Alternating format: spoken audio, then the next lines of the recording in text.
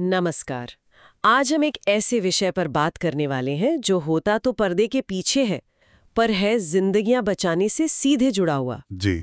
हमारे पास जो जानकारी है वो थोड़ी सी तकनीकी है, लैब में होने वाली प्रक्रियाओं पर आधारित, पर हम कोशिश करेंगे इसे आसान और दिलचस्प बनाने की। सुरक्षित ब्लड ट्रांसफ्यूजन हो ही नहीं सकता। नहीं, बिल्कुल नहीं, ये एक बहुत जरूरी कदम है।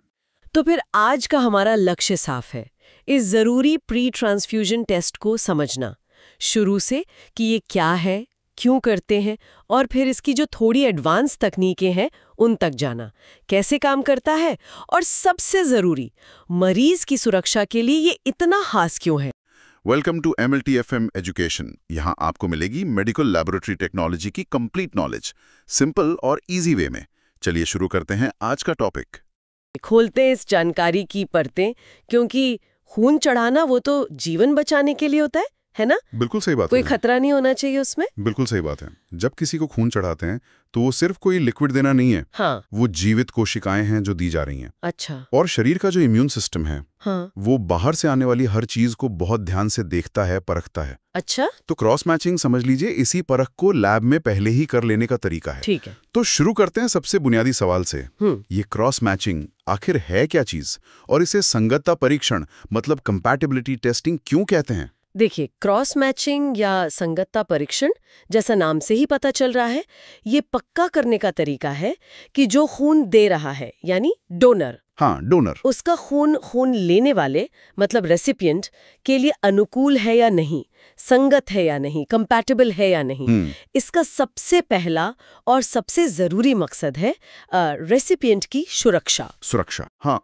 मतलब अगर डोनर का खून रेसिपिएंट के खून से मेल नहीं खाता, अगर वो इनकम्पैटिबल है, तो रेसिपिएंट के शरीर में बहुत गंभीर जानलेवा रिएक्शन भी हो सकता है, जिसे हम हेमोलिटिक ट्रांसफ्यूजन रिएक्शन कहते हैं। ओहो, ये तो गंभीर बात है। जी, इसीलिए ये सिर्फ एक टेस्ट नहीं, ये सुरक्षा की गारंटी है एक तरह से। तो ये एक किस्म की सेफ्टी चेक हो गई खून शरीर में भेजने से पहले।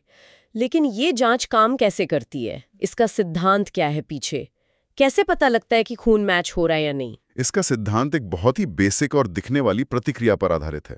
उसे कहते हैं समूहन, या अंग्रेजी में एग्लूटिनेशन। एग्लूटिनेशन मतलब आसान भाषा में कहें तो लाल रक्त कोशिकाएं यानी आरबीसीज, हाँ, उनका आपस में चिपक कर गुच्छे बना लेना। अच्छा, गुच्छे बन जाना। हाँ। जब हम लैब में डोनर और रिसिपिएंट के खून के कुछ हिस्से मिलाते हैं तो हम खास तौर पर यही देखते हैं कि क्या आरबीसीज के गुच्छे बन रहे हैं। तो ये गुच्छे बनना, ये अच्छा संकेत हुआ या बुरा? ये बुरा संकेत है। ये असंगति का मतलब इनकम्पैटिबिलिटी का, खतरे का साफ संकेत है। ठीक है। अगर क्रॉस मैच टेस्ट के दौरान ये एग्लूटिनेशन, ये गुच्छे दिखते हैं, तो इसका सीधा मतलब है कि डोनर का खून रेसिपिएंट के लिए सेफ नहीं है, वो इनकम्पैटिबल है। और अगर नहीं दिखते? और अगर कोई गुच्छे नहीं बनते, कोशिकाएं अलग अलग रहती हैं, एकदम स्मूथ सस्पेंशन दिखता है, तो मानते हैं कि खून कंपैटिबल है, संगत है, और उसे ट्रांसफ्यूजन के लिए इस्तेमाल कर सकते हैं। समझ गई। तो ये तो काफी सीधा है, गुच्छे मतलब रुको, कोई गुच्छे नहीं मतलब ठीक है। हाँ, मोटे तौर पर यही सिद्धांत है। बिल्कुल स्पष्ट हाँ या ना जैसा संकेत मिलता है इससे। आपने पहले मेजर और माइनर क्रॉस मैच का जिक्र किया था, और हमारी स्रोत सामग्री भी इसे 2 हिस्सों में बांटती है। तो ये मेजर और माइनर क्या है? इनमें क्या फर्क है? जी, क्रॉस मैचिंग को 2 मुख्य हिस्सों में करते हैं ताकि हम दोनों तरह की संभावित प्रॉब्लम को जांच सकें। दोनों तरह के? अच्छा। पहला है मेजर क्रॉस मैच। इसमें हम लेते हैं डोनर की लाल रक्त कोशिकाएं, डोनर की आरबीसीज। हाँ, डोनर आरबीसीज, और उसे मिलाते हैं रेसिपिएंट के सीरम के साथ। रेसिपिएंट का सीरम, जिसमें एंटीबॉडीज होते हैं। बिल्कुल। सीरम खून का वो पीला सा हिस्सा है जिसमें एंटीबॉडीज होती हैं। अब ये टेस्ट मेजर यानी मुख्य इसलिए है क्योंकि ये सबसे खतरनाक वाले ट्रांसफ्यूजन रिएक्शन पकड़ता है। अच्छा। इसमें हम ये देख रहे हैं कि कहीं रेसिपिएंट के शरीर में पहले से कोई ऐसी एंटीबॉडी तो नहीं है जो डोनर की दी जाने वाली आरबीसीज पर हमला कर दे। अगर ऐसा हुआ तो शरीर में जाते ही डोनर की कोशिकाएं टूटने लगेंगी, जो बहुत खतरनाक हो सकता है। समझ गए। और दूसरा माइनर? दूसरा है माइनर क्रॉस मैच। इसमें हम उल्टा करते हैं। रेसिपिएंट की लाल रक्त कोशिकाएं लेते हैं, रेसिपिएंट की आरबीसीज, और उसे मिलाते हैं डोनर के सीरम के साथ। डोनर के सीरम से? क्यों? ये जांचने के लिए कि कहीं डोनर के खून के तरल हिस्से मतलब सीरम में कोई ऐसी एंटीबॉडी तो नहीं है जो रेसिपिएंट की आरबीसीज पर हमला कर सकती है। अच्छा, तो मेजर ये देखता है कि रेसिपिएंट का शरीर डोनर की सेल्स को लेगा या नहीं। जी, जो सबसे बड़ा खतरा है। और माइनर ये देखता है कि डोनर के सीरम में तो कुछ गड़बड़ नहीं है जो रेसिपिएंट की सेल्स को नुकसान पहुंचाए। क्या ये दोनों हमेशा किए जाते हैं? देखिए, मेजर क्रॉस मैच तो हमेशा ही किया जाता है। ये अनिवार्य है। ठीक है। क्योंकि ये सबसे खतरनाक रिएक्शन से बचाता है। ठीक है। माइनर क्रॉस मैच की बात करें तो आजकल कई ब्लड बैंक इसे रूटीन में नहीं करते। अच्छा, क्यों? खासकर तब जब डोनर के खून की पहले ही एंटीबॉडी स्क्रीनिंग हो चुकी हो और उसमें कोई असामान्य एंटीबॉडी ना मिली हो। वजह यह है कि डोनर के प्लाज्मा की जो मात्रा रेसिपिएंट को मिलती है वो आमतौर पर कम होती है, और अगर उसमें कोई एंटीबॉडी हो भी तो वो रेसिपिएंट के खून की इतनी बड़ी मात्रा में घुलकर उतनी असरदार नहीं रह पाती। अच्छा, डाइल्यूट हो जाती है। हाँ, कह सकते हैं। हालांकि कुछ खास हालात में माइनर क्रॉस मैच अब भी करते हैं, पर मुख्य ध्यान हमेशा मेजर पर ही रहता है। ये प्रैक्टिकल बात समझना जरूरी था। अब आते हैं इन टेस्ट को करने के तरीकों पर। स्रोत में कुछ बेसिक मेथड्स का जिक्र है। इन्हें करने के लिए क्या सामान चाहिए होता है और ये कैसे की जाती हैं? आसान तरीकों से शुरू करते हैं। जी, बेसिक क्रॉस मैच के लिए कुछ स्टैंडर्ड लैब की चीजें चाहिए होती हैं, जैसे साफ कांच की टेस्ट ट्यूब या स्लाइड, हाँ, खून के सैंपल डालने के लिए पिपेट, पास्टर पिपेट या माइक्रो पिपेट, कोशिकाओं को घोलने के लिए नॉर्मल सलाइन, हाँ, आइसोटोनिक सलाइन। फिर एक सेंट्रीफ्यूज मशीन चाहिए होती है, ट्यूब को तेजी से घुमाने के लिए। सेंट्रीफ्यूज, वो गोल घूमने वाली मशीन हाँ, है। वही। उससे रिएक्शन तेज होता है और कोशिकाएं नीचे बैठ जाती हैं। और जाहिर है डोनर और रेसिपिएंट के सही ब्लड सैंपल चाहिए। ठीक है, सामान समझ आ गया। अब सबसे पहले स्लाइड विधि। जी, ये सुनने में सबसे सीधी लगती है। हाँ, स्लाइड मेथड एक तेज और आसान तरीका है। इमरजेंसी में या जहां साधन कम हो वहां काम आ सकता है, पर यह सबसे सटीक या संवेदनशील तरीका नहीं माना जाता। अच्छा, कैसे करते हैं इसे? इसमें सबसे पहले डोनर और रेसिपिएंट दोनों की आरबीसीज का करीब 5% सस्पेंशन बनाते हैं सलाइन में। मतलब आरबीसीज को सलाइन में घोलकर एक धुंधला सा घोल बना लेते हैं। ठीक है। फिर एक साफ कांच की स्लाइड लेते हैं, उस पर 2 हिस्से मार्क करते हैं, मेजर और माइनर। मेजर और माइनर। मेजर वाले हिस्से पर डोनर की आरबीसी सस्पेंशन की 1 बूंद और रेसिपिएंट के सीरम की 2 बूंदें डालते हैं। ठीक है। माइनर वाले हिस्से पर रेसिपिएंट की आरबीसी सस्पेंशन की 1 बूंद और डोनर के सीरम की 2 बूंदें। उल्टा? जी। फिर दोनों मिक्सचर को अलग अलग स्टिक से अच्छी तरह मिलाते हैं और कुछ मिनट तक धीरे धीरे हिलाते हैं। फिर तुरंत देखते हैं। माइक्रोस्कोप के नीचे या तेज रोशनी में भी देख सकते हैं। क्या देखना है? वही एग्लूटिनेशन, गुच्छे बन रहे हैं या नहीं। मेजर साइड पर गुच्छे देखें तो मतलब खून इनकम्पैटिबल है, ट्रांसफ्यूजन नहीं हो सकता। और अगर न दिखे? अगर कोशिकाएं एकसार फैली रहें, कोई गुच्छा ना हो, तो वो कंपैटिबल माना जाता है। माइनर साइड पर भी यही रूल है, पर जैसा मैंने कहा, ये तरीका बहुत संवेदनशील नहीं है। हल्की रिएक्शन छूट सकती है इसमें। इसका मतलब है कि ज्यादा भरोसेमंद तरीके भी होंगे। स्रोत में ट्यूब विधि का जिक्र है, खासकर इमीडिएट स्पिन टेक्निक। ये कैसे अलग है स्लाइड से और बेहतर है? ट्यूब विधि स्लाइड विधि से ज्यादा भरोसेमंद और संवेदनशील मानी जाती है। दुनिया भर में ज्यादातर ब्लड बैंक्स इसी को स्टैंडर्ड मानते हैं।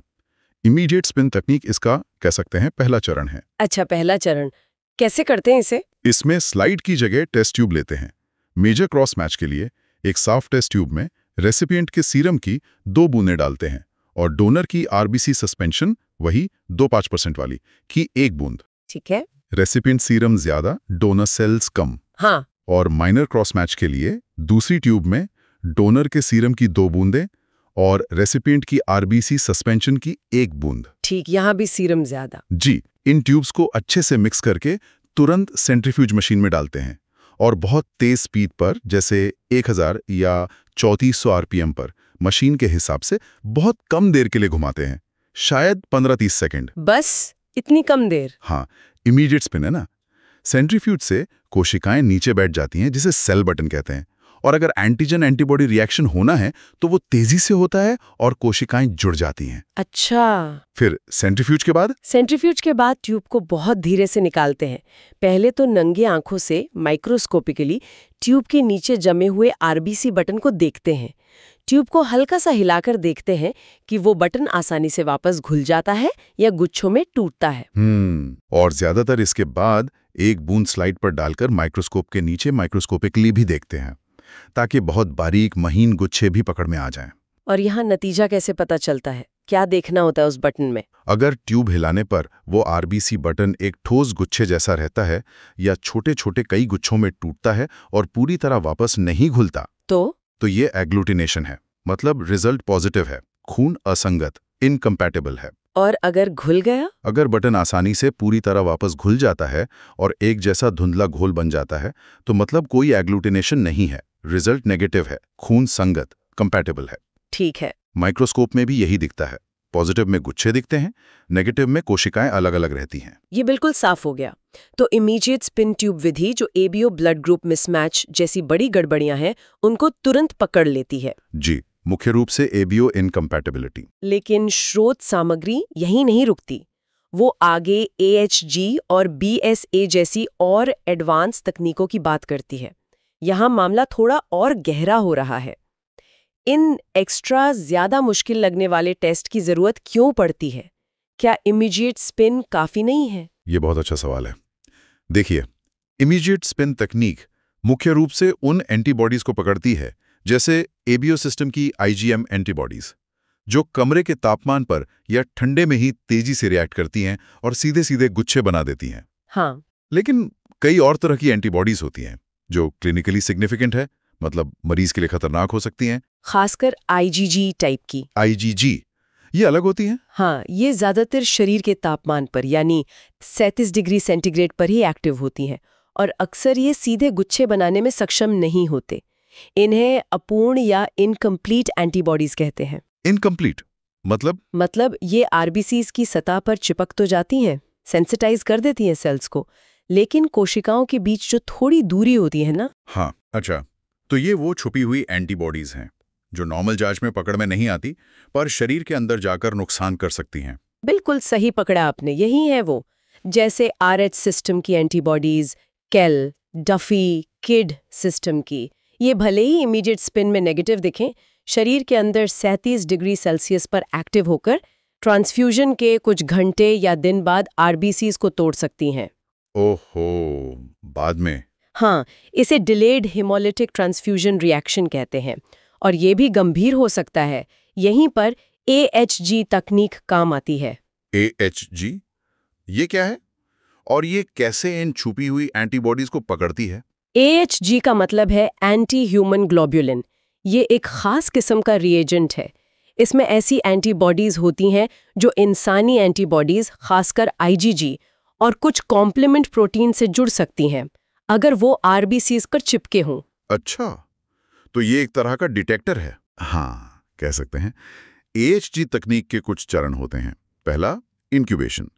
मेजर क्रॉस मैच वाली ट्यूब को, जिसमें donor RBCs plus recipient serum है, 37 डिग्री सेंटीग्रेड पर रखते हैं कुछ देर के लिए, मान लीजिए 15-30 मिनट, शरीर के तापमान पर। जी, ताकि अगर रेसिपिएंट के सीरम में वो आईजीजी एंटीबॉडीज हैं तो उन्हें डोनर आरबीसीज पर चिपकने का, मतलब सेंसिटाइज करने का मौका मिल जाए। ठीक है, फिर?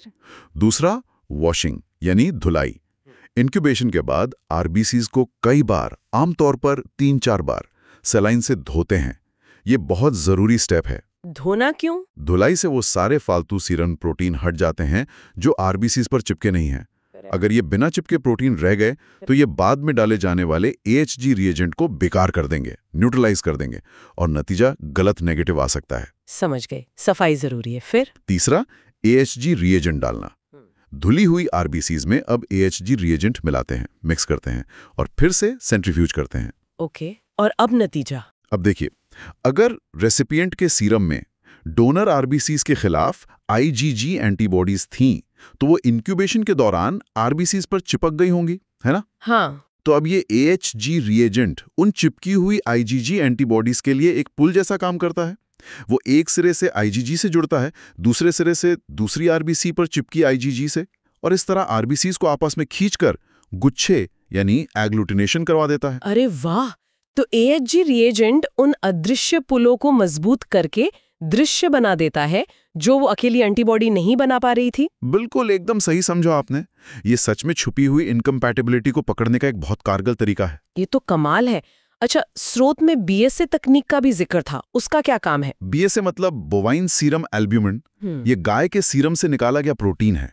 इसे क्रॉस मैचिंग में एक पोटेंशिएटर या एनहांसमेंट मीडियम की तरह इस्तेमाल करते हैं। पोटेंशिएटर मतलब बढ़ाने वाला। हाँ, रिएक्शन को बढ़ाने वाला। इस तकनीक में मेजर क्रॉस मैच ट्यूब में डोनर आरबीसीज और रेसिपिएंट सीरम के साथ बीएसए, अक्सर 22% या 30% वाला, भी मिला देते हैं और फिर 37 डिग्री सेल्सियस पर इंक्यूबेट करते हैं। एएचजी की तरह। हाँ, पर बीएसए का काम थोड़ा अलग है। बीएसए मीडियम की कुछ फिजिकल प्रॉपर्टीज को बदलता है, जैसे वो आरबीसीज के बीच की दूरी को थोड़ा कम करने में मदद करता है। अच्छा। इससे कुछ खास तरह की आईजीजी एंटीबॉडीज, खासकर आरएच सिस्टम वाली, उनके लिए गुच्छे बनाना आसान हो जाता है। ये शायद एएचजी जितना संवेदनशील न हो, पर कुछ एंटीबॉडीज के लिए मदद करता है। तो ये भी एक तरह की मदद है रिएक्शन देखने में। जी, इंक्यूबेशन और सेंट्रीफ्यूज के बाद इसमें भी एग्लूटिनेशन देखते हैं। हालांकि आजकल एएचजी तकनीक को बीएसए से ज्यादा संवेदनशील और स्पेसिफिक मानते हैं। ज्यादातर जगहों पर मेन इंक्यूबेशन स्टेप एएचजी के साथ ही होता है। बीएसए का इस्तेमाल अब कम होता है या कुछ खास मामलों में या एएचजी के साथ में हो सकता है। ठीक है, तो अगर मैं इसे समेटूं, इमीडिएट स्पिन फौरन होने वाली बड़ी प्रॉब्लम जैसे एबीओ मिसमैच पकड़ता है।